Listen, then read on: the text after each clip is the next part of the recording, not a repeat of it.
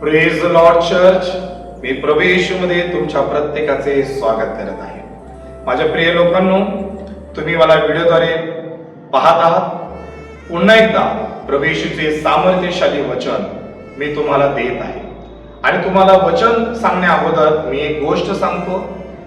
ज्या कानांनी तुम्ही वचन ऐकत आहात आणि मी ते आनंदाने सांगत आहे, तुमचे कान योग्यरित्या शब्द ऐकत आहे. कारण आपल्या आतमध्ये जे पण शब्द जातात या जगामध्ये, या जगातून नेहमीच आपण दूषित झालेलो असतो. पण जेव्हा देवाचं वचन आपण ऐकतो, त्या ऐकण्याने आपल्या आतमध्ये असणारा दूषितपणा हा निघून जातो आणि परमेश्वराचं घर आपण बनायला सुरुवात होतो. हालेलुया. प्रिय लोकांनो, आपण वचन पाहूया. पवित्र आत्मा तुमच्या सगळ्यांशी बोलत आहे. आपण आपलं बायबल उघडूया. स्तोत्र संहिता अध्याय 103 आणि वचन 19 आणि 20. खूप सुंदररित्या इथं वचन दिलेलं आहे. वचन 19 मध्ये बायबल सांगतं की परमेश्वराने आपले राजासन स्वर्गामध्ये स्थापलेले आहे, त्याचे राज्य सर्वांवर आहे.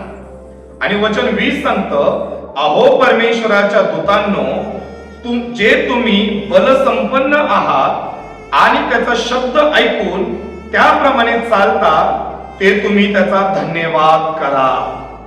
हालेलुया. प्रिय लोकांनो, जसं तुम्ही आता वचन ऐकलं, मी तुम्हाला सांगतो, वचन 19 सांगत आहे की परमेश्वराने आपले राजासन स्वर्गामध्ये स्थापलेलं आहे. ह्या वचनातून आपल्याला एक गोष्ट पूर्णपणे खात्रीने सत्य सत्य सत्य आपल्याला हे समजत आहे की परमेश्वराचं जे राज्य आहे ते स्वर्गामध्ये त्याने स्थापलेलं आहे. आणि त्या परमेश्वराला आपण सर्वजण हृदयाने स्वीकारत आहोत की तू आमचा परमेश्वर आहे. तर मला तुम्हाला सांगायचं आहे, जसं मी कानाबद्दल मगाशी बोललो, तसं आता मी हृदयाबद्दल बोलत आहे. तुझं हृदय योग्य ठिकाणी परमेश्वराला आदर देत आहे. तुझं हृदय योग्य असं काम करत आहे, जे स्वर्गामध्ये ज्या परमेश्वराने आपलं राज्य स्थापलेलं आहे, त्या परमेश्वराला तू स्वीकारलेला आहे की तो तुझा परमेश्वर आहे म्हणून. आणि बायबल तेच सांगत आहे की जेणेकरून आपल्याला कळावं की ज्या परमेश्वराची स्तुती करत आहे, ज्या परमेश्वराची तू आराधना करत आहे, तो परमेश्वर तुला जीवन देणारा परमेश्वर आहे, या वचनातून कळत आहे. तो तुझ्या वाईट परिस्थितीमध्ये तो तुला मदत करणारा परमेश्वर आहे, हे वचन आपल्याला ते सांगत आहे. तो तुला सुटका देणारा परमेश्वर आहे, हे वचन आपल्याला ते खात्रीने सांगत आहे. कारण की परमेश्वर स्वर्गामध्ये त्याने आपलं राजासन स्थापलेलं आहे. स्वर्गामध्ये तो विराजमान झालेला आहे. हालेलुया. आणि ही आनंदाची गोष्ट आहे. म्हणून आपण सर्वजणांनी एक गोष्ट जीवनामध्ये खात्रीने मनातली शंका काढून टाकली पाहिजे की मी जी प्रार्थना करत आहे, किंवा मी जी घरामध्ये प्रार्थनेला बसतो, किंवा मी आणि माझा परिवार ज्या देवाला मानत आहोत आणि प्रार्थना करत आहोत, आम्हाला उत्तर मिळेल का? स्तोत्र संहिता 103 वचन 19 सांगतं, परमेश्वराने आपले राजासन स्वर्गामध्ये स्थापलेला आहे. जो परमेश्वर स्वर्गामध्ये राजासन स्थापत आहे, तो तुझ्या घरातल्या प्रार्थना ऐकणार नाही का? तो या पृथ्वीवरचं काही काळापुरता असणारा प्रवास, या प्रवासामध्ये तुला तो सांभाळणार आणि जपणार नाही का? हालेलुया. आणि पुढे वचन सांगतं अजून एक की अहो परमेश्वराच्या दूतांनो, हे तुम्ही बलवंत बलसंपन्न आहात आणि त्याचा शब्द ऐकून त्याप्रमाणे चालता, तुम्ही त्याचा धन्यवाद करा. हालेलुया. या वचनानुसार असं सांगितलं गेलेलं आहे की देवदूतांना देखील सांगितलं गेलंय, जे तुम्ही बल संपन्न आहात ते त्याच्या वचनामुळे आहात. जे तुम्ही सामर्थ्यवान आहात ते परमेश्वराच्या वचनानुसार आहात, असं देवदूतांबद्दल बोललं गेलेलं आहे. जर देवदूतही देवाचं वचन ऐकून जर बल संपन्न करत असतील, आज तुम्ही देवाचं वचन ऐकत आहात, तुम्ही बल संपन्न कराल, तुम्ही सामर्थ्याने भराल, तुम्ही अभिषेकाने भराल, तुम्ही आशीर्वादाने भराल. पण कधी भराल? ज्या वेळेस तुम्ही हे वचन आपल्या हृदयामध्ये घ्याल. ज्यावेळेस हे वचन जे तुम्ही कानाने ऐकताय आणि हृदयामध्ये साठवून ठेवताय, जेव्हा हे तुम्ही कराल, त्यावेळेस प्रिय लोकांनो, तुमच्यामध्ये देवाचं सामर्थ्य उतरेल, तुम्हीही देवदूतांसारखे बल संपन्न प्राप्त कराल. आणि जर बल संपन्न तुम्हाला मिळत आहे, देवाचं सामर्थ्य तुम्हाला मिळत आहे, वचनानुसार तुम्हीही त्याचा धन्यवाद करा, त्याचा आदर करा. हालेलुया. मी तुम्हा सर्वांना खात्रीने सांगतो प्रिय लोकांनो, तुम्हाला विश्वासात वाढायचं आहे तर तुम्हाला वचन ऐकावं लागेल, वचन वाचावं लागेल, वचन पाहावं लागेल. जेवढं वचन तुमच्या आतमध्ये येईल तेवढे जास्त आतमध्ये तुम्ही ताकदवान, शक्ती सामर्थ्याने भराल. आणि जेव्हा तुम्ही शक्ती सामर्थ्याने भराल तेवढा जास्त तुमचा विश्वास देवावर बसेल. तुम्हाला प्रार्थनेमध्ये वाढायचे, तुम्हाला वचन वाचावं लागेल, ऐकावं लागेल, पाहावं लागेल. जेवढं वचन तुमच्या आतमध्ये येईल तेवढे शरीर आणि आत्मा देवाच्या चरणी बसायला बल संपन्न प्राप्त करेल. तुम्ही म्हणता, पास्टर माझं जीवन एक बहुगुणित जीवन झालं पाहिजे.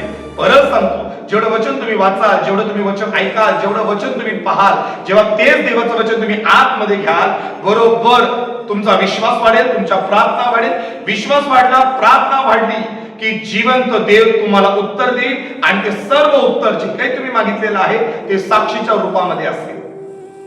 हालेलुया. कळत आहे का मी काय बोलत आहे? हालेलुया.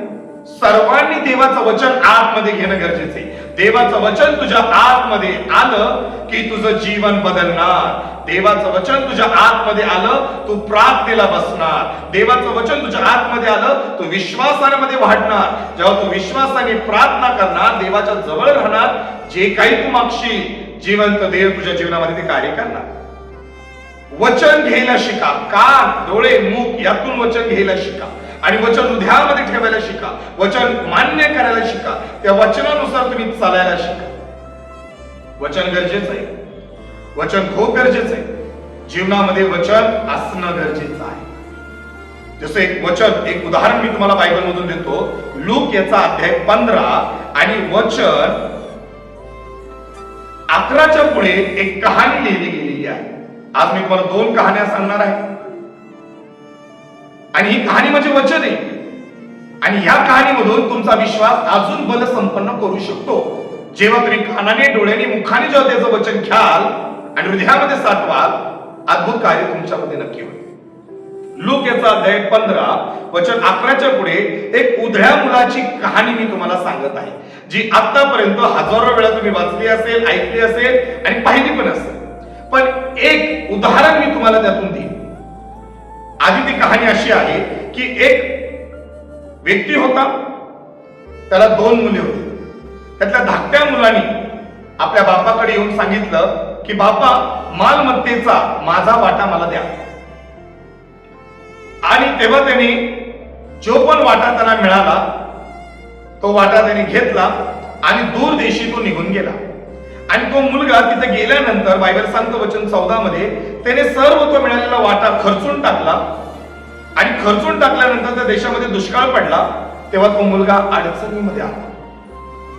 आणि जेव्हा तो मुलगा अडचणीमध्ये आला तर वचन सांगतं 15 मध्ये की तो एका त्या देशातील एका रहिवाशी जवळ जाऊन त्याला चिटकून राहिला. आणि त्याने त्याला आपल्या शेतात डुकरे चारण्यासाठी काम दिले. डुकरे चारण्यासाठी त्याला पाठवले. कोणाला? त्या मुलाला, ज्याने आपल्या वडिलांकडनं वाटा घेतला आणि दूर देशी निघून गेला. तिथं सर्व पैसे त्याने खर्च करून टाकले. आणि खर्च झाल्यानंतर त्या काळात त्या देशात दुष्काळ पडला. दुष्काळ पडल्यामुळे ह्याला काही करता येईना. तिथल्याच एका रहिवाशीला हा चिटकून राहिला आणि तिथे राहून तो काम करायला लागला. ते काम आहे डुकरं सांभाळण्याचं काम. आणि जेव्हा त्याला भूक लागली तेव्हा त्याच्या लक्षामध्ये, त्याला एकदा भूक लागली तेव्हा डुकरांना चारण्यासाठी टाकलेल्या शेंगा ती खायची वेळ त्याच्यावरती आली. आणि ती सर्व परिस्थिती जेव्हा त्यांनी पाहिली, बायबल सांगतं लूक याचा अध्याय 15 वचन 17 मध्ये तो मुलगा शुद्धीवर येऊन म्हणाला.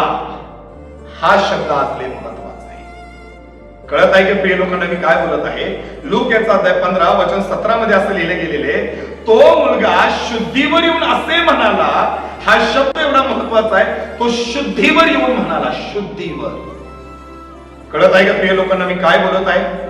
तो मुलगा शुद्धीवर येऊन म्हणाला की माझ्या बापाच्या घरात कितीतरी मोलकऱ्यांना भाकरीची रेलचेल आहे आणि मी तर येथे भुकेने मरत आहे. तो म्हणाला मी उठून आपल्या बापाकडे परत जाईल आणि माझ्या बापाला मी म्हणेन, बापा, मी स्वर्गाविरुद्ध व तुमच्या विरुद्ध पाप केले आहे. आणि तो म्हणाला, आता तुमचा मुलगा म्हणून घ्यावयाचा मी योग्य असा मुलगा नाही, तर आपण आपल्या एका मोलकऱ्याप्रमाणे मला सांभाळावे. हा तो बोलला, कुठं बोलला? जेव्हा डुकर चारत होता, डुकरे शेंगा खात होते. बायबल सांगतो तो शुद्धीवर आला आणि तो ते बोलला. तो काय बोलला? की माझ्या बापाच्या घरामध्ये खाण्याची काही कमी नाहीये. कित्येक दास दासी तिथं पोट भरून खातात आणि इथं मला खावयास अन्न नाही. आणि मी उद्या सकाळी उठे आणि माझ्या बापाकडे जाईल आणि बापाला मी सांगेन की हे माझ्या बापा, मी तुझ्या विरुद्ध आणि स्वर्गाविरुद्ध पाप केले. तुझा मुलगा म्हणावयाचा मी योग्य नाही, तर तुझ्याच घरात एका मोलकऱ्याप्रमाणे मला ठेवून घे. तो शुद्धीवर आला, ही आनंदाची गोष्ट आहे. पण तो शुद्धीवर कशाने आला? त्याला जाणवलं, जेव्हा एखाद्या व्यक्तीकडे कधी ना कधी वचन येतं आणि जेव्हा तो व्यक्ती वचन हृदयात ठेवतो आणि वचन हृदयात ठेवणाराही व्यक्ती कधीतरी जेव्हा जगामध्ये बहकतो, पापात अडकतो, नाशामध्ये जातो, व्यसनाच्या आहारी जातो आणि स्वतःला बर्बाद करून घेतो, पण वचन आतमध्ये कुठेतरी असल्यामुळे ते वचन त्याला सांगतं की पाप काय आहे, परमेश्वर काय आहे, पश्चाताप केला पाहिजे. वचन सांगतं की देवाकडे गेलं पाहिजे, देवाला क्षमा मागितली पाहिजे, पुन्हा एकदा देवाकडे जाऊन नव्याने सुरुवात केली पाहिजे. कुठेतरी वचन असलं तरच हे होतं. त्याच्यात हे वचन होतं म्हणून तो म्हणाला की मी तुझ्या विरुद्ध बापा आणि स्वर्गाविरुद्ध बापा मी पाप केले. हालेलुया. तुम्हाला मी काय बोलत आहे कळत आहे का? कुठेतरी वडिलांच्या घरात असताना ह्याच्या जीवनामध्ये मोशेचं शास्त्र असते. कुठेतरी ह्याच्या जीवनामध्ये वडिलांच्या घरात असताना देवाची स्तुती आराधना असेल, त्या मीटिंगला, त्या प्रार्थनेला तो बसलेला असेल. त्याचे वडील त्याच्या मोठ्या मुलाला, बारक्या मुलाला घेऊन बसलेले असतील आणि ते वचन त्याच्यामध्ये कुठून न कुठून, डोळ्यातून, मुखातून, कानातून त्याच्या आतमध्ये पडलेलं असेल आणि ते वचन तिथे होतं. पण तरी तो जगामध्ये बहकला. आणि एक दिवस जेव्हा बायबल सांगतं, लूक याचा अध्याय 15 वचन 17 पहिला शब्द, तो शुद्धीवर जेव्हा आला तेव्हा तो असे म्हणाला की मी माझ्या बापाविरुद्ध आणि स्वर्गाविरुद्ध पाप केले. Praise the Lord.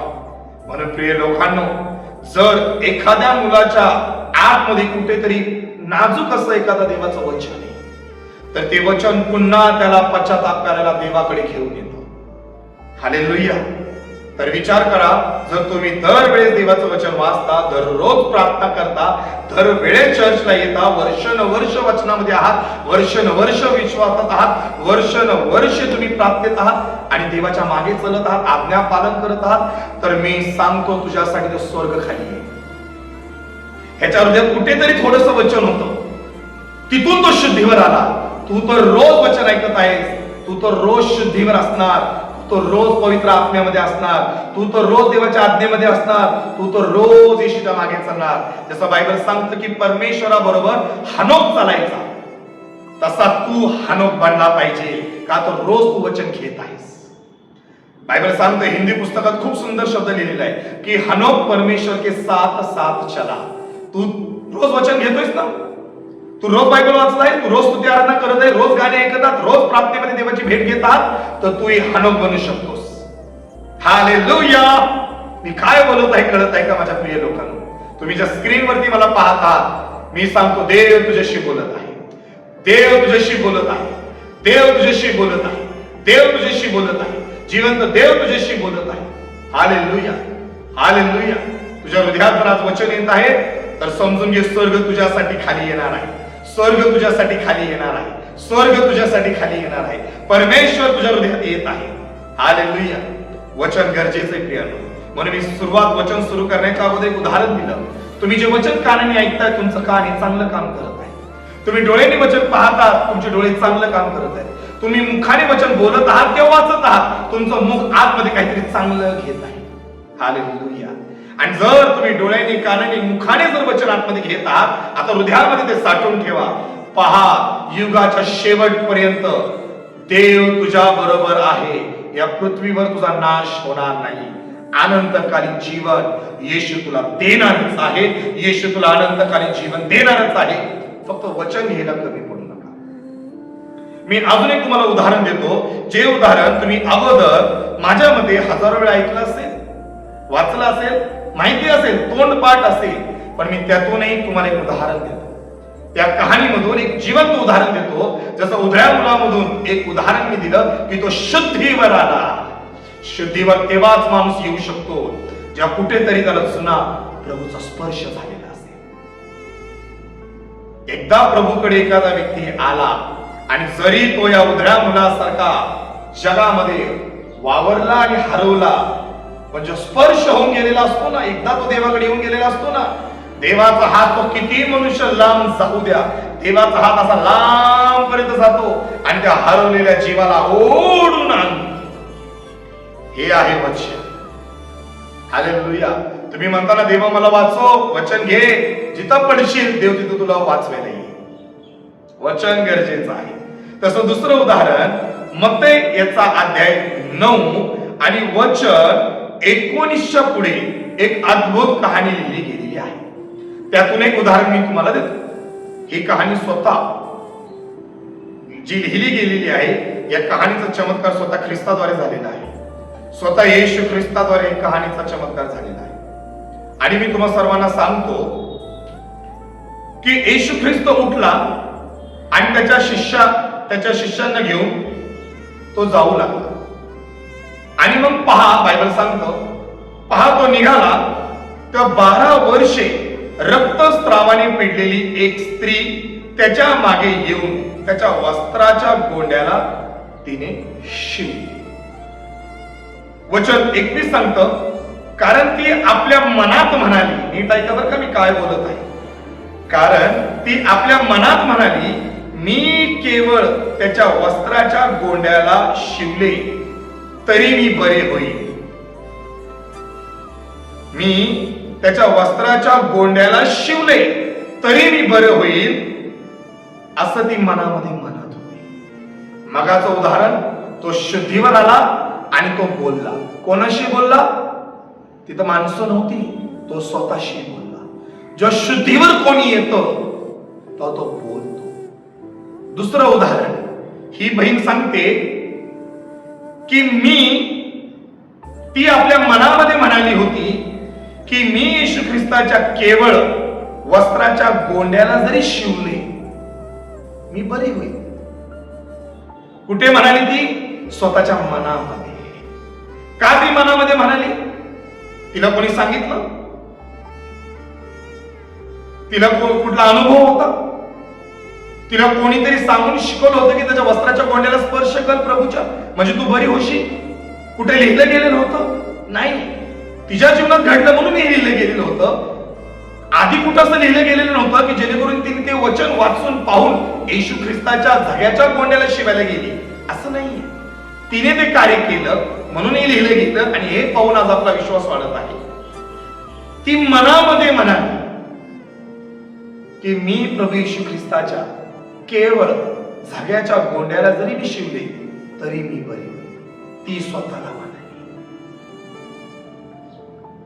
एखादा व्यक्ती स्वतःशी तेव्हाच बोलू शकतो जेव्हा त्याचा विश्वास येशूवरती आहे, येशूच्या वचनांवरती आहे, येशूवर तो प्रेम करत आहे. एखादा व्यक्ती स्वतःशी मनाशी बोलू शकतो जेव्हा त्याला देवाचं सामर्थ्य ठाऊक आहे. आणि याच एक अजून एक उदाहरण देतो. जगामध्ये ज्या सगळेजण आपल्याला दोष लावतात, एखादा विश्वासू व्यक्तीकडे नेहमी तुम्ही पहा. एखादा व्यक्ती विश्वासू, त्याला सगळ्याचे दोष जेव्हा लावतात, जेव्हा चारही बाजूने त्याच्यावरती अडचणी येतात, तर सगळ्यांचे, हजारो लोकांचे हजारो विचार, हजारो मन, हजारो शब्द आणि हजारो त्रास जेव्हा तो व्यक्ती ऐकतो, तरी तो व्यक्ती स्वतःच्या मनाशी बोलतो की येशू आहे. कळत आहे का मी काय?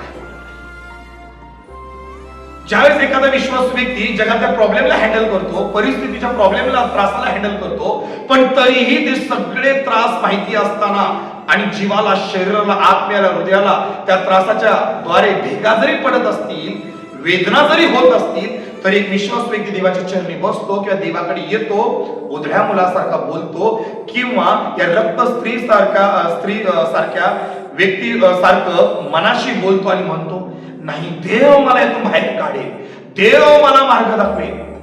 हे तेच लोक करतात ज्यांच्याकडे देवाचं वचन कुठेतरी त्यांच्या हृदयात साठलेलं आहे. हालेलुया. मी काय बोलत आहे कळत आहे का? म्हणून वचन घेणारी लोक बना. जेव्हा जग तुमच्या विरोधात, कुटुंब तुमच्या विरोधात, तुमची परिस्थिती तुमच्या विरोधात जेव्हा उठते, तुमच्या आत्म्यात जर वचन असेल तर तुम्ही स्वतःशी बोलता. तुम्ही स्वतःशी बोलता, नाही, येशू माझं चांगलं करेल, येशू मला मार्ग दाखवेल, देव बाप्पा माझ्यामध्ये कार्य करेल, महान प्रभूकडे मी जात आहे, तो कार्य करेल, तो माझ्या जीवनामध्ये अद्भुत कार्य करेल, तो माझ्या जीवनामध्ये अद्भुत कार्य करेल, तो माझ्या जीवनामध्ये अद्भुत कार्य करेल. आणि जेव्हा आपण आपल्या मनाशी बोलतो, याचा अर्थ एकच की आपल्याकडे वचन आहे. आणि मग आपण प्रार्थनेला बसतो आणि देवाला सगळे प्रॉब्लेम सांगतो. आणि बायबल सांगतो की स्वर्गातून ख्रिस्त खाली येतो वचनानुसार, आणि त्याच्या विश्वासू लोकांना तो सुटका देतो. हालेलुया. म्हणून प्रिय लोकांनो, आजच्या संदेशातून मला तुम्हाला एकच सांगायचं आहे, तुमच्या आतमध्ये वचन असणं गरजेचं आहे. जर तुमच्या आतमध्ये वचनाचं बीज जर तुम्ही पेरून घेत आहात, तुमच्या हृदयामध्ये जर वचनाचं बीज जर तुम्ही पेरून घेत आहात, तर मी सांगतो, जगातला सगळ्यात सुंदर निर्णय न कोणाला विचारता तुम्ही घेतलेला आहे. आणि हा निर्णय घेतल्यामुळे कधीच तुझा नाश होणार नाही. कधीच नाही, कधीच नाही, कधीच तुझा नाश होणार नाही. हालेलुया. कधीच तुझा नाश होणार नाही. हालेलुया. आज तुम्ही स्वतःशी बोला, माझं वाईट होणार नाही, माझं चांगलंच होणार. मी हार मानणार नाही, मी माझ्या प्रभूकडे पाहणार. मी मरणार नाही, मी जगणार. वचन जीवनामध्ये गरजेचं आहे. हो हो प्रिय लोकांना, वचन जीवनामध्ये गरजेचं आहे. वचन घ्या. आज या व्हिडिओच्या माध्यमातून मी तुमची भेट घेत असताना जे वचन तुमच्या कानावर पडत आहे, तुम्ही घरामध्ये बसून आमीन हालेलुया बोलत आहात आणि तुम्ही डोळ्यांनी मला पाहत आहात. मी सांगतो, वचन हृदयात घ्या. तुम्ही योग्य कार्य करत आहात. तुम्ही योग्यरित्या